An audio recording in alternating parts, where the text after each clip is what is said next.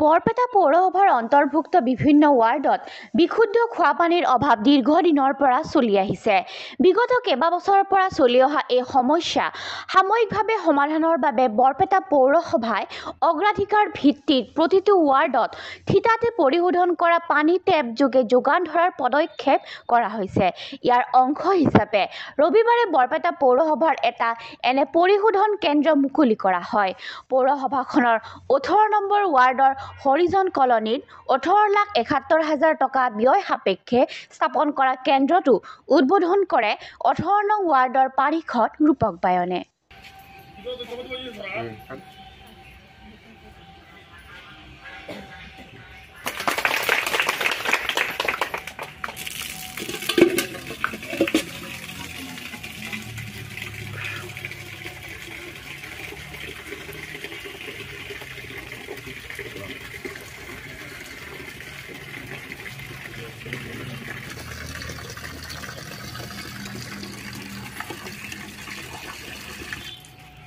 প্রেসিডেন্টক একবার অলপ এটাই কথা বেলেগ কবা নকে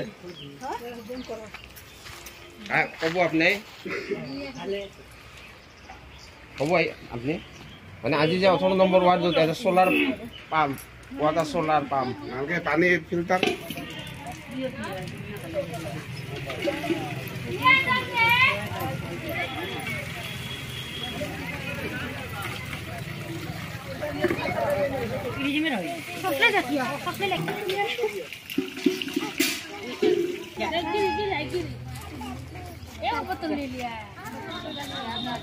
নমস্কাৰ। আমাৰ 18 নম্বৰ ৱাৰ্ডত সোলাৰ পাম্পৰ এইটো পানীৰ ব্যৱস্থা কৰাৰ কাৰণে বহুত আমাৰ গোটেইবিলাক ৱাৰ্ডত যিমানখিনি মানুহ আছে গোটেইখিনি বহুত সুবিধা হৈছে।